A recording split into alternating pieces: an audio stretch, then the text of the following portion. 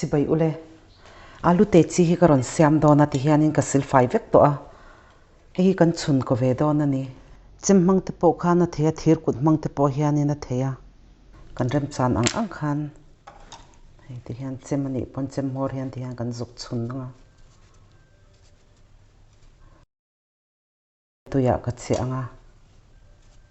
kan chun zo khanin kan che azel dona ni ti hian akor nen hian ka siam dona ka alu siam tur hi gram zali nia chun nem lu tuk hi angai lo alu hi alin lo wangin hete kan zuk chun hianin atimin ma mei ba ka chi te kha achunga chi te kha alut ve ve ka ati tui bik em em a tui kan che na tui hi ka payang hi ti hian kan lo siam nga lang kan lo chum ve phot don ani tui hi tam lu tok lo nong ni vel ti hian ka leya chi ka tela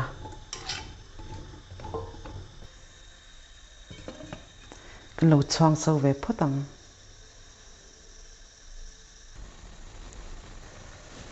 tui po lo so ve to a alu hi ti hianin akor nen ka siam tapa du chuan vel fai thei tho ani thia kan chinang a min thleng khan kan lo chumang rang a chin hi ti hianin a he in ka da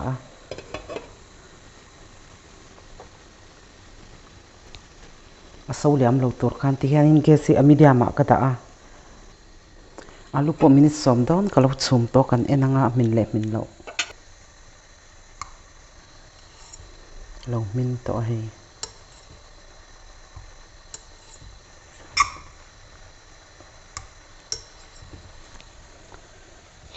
ti hianin gas ka off a atui hi ka lo thli chuakang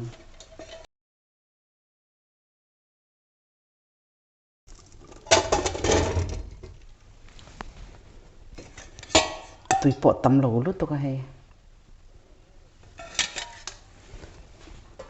ka kang ngal do na tel hi ti hian tablespoon ni bor vel ka tela tel kha chu kan du zat kha kan tel mai anga kan ti to kha tel po lo save de to heta hianin purun war zunga vel ka chana chu chu ka tela kan kang min ve nga sima ka da a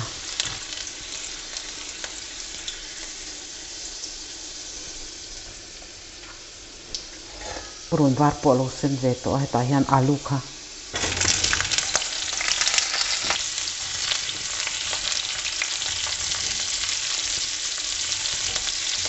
alu hi ti hian min je ka kan chun ke wang kha na chung te po hi ala kan kher lo po khanin te po hianin du chuan ei thei thawa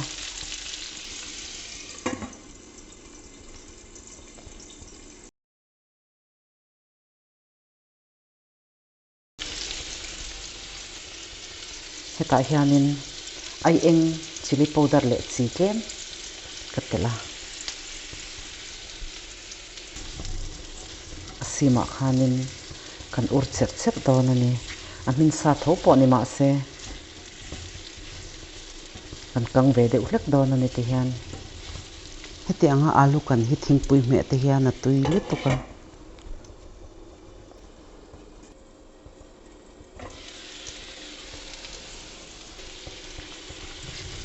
ti hian minute nga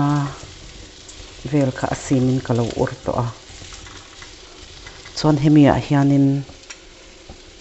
thing marcha thir fian te chan ve ka tela thing marcha hian a tirim tuina ti tui lu to ka hi rei lo te kan lo ur le anga ge si ti hian asima khan kala da reng ani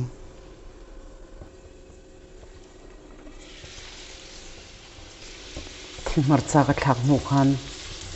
minute ni vel ti hian kalo ur le to a thak kan du lo kha chuanin thing marcha te chili powder te kha kan tel lawanga atui em tho ani chuanin hemia hianin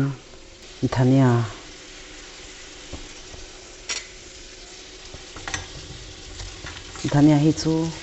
mani du zat khatel mai tur ania dhania kan tel hui chon chuan rei pawh kha ngai to lawa siam hi ol sam sia atui lutuka tihian kalau du to ka gas ka off a kan lo sok chhuakang thain ti zong te ni chuan in lo siam ve don ania ka channel min lo thlir sak awangin ka lo me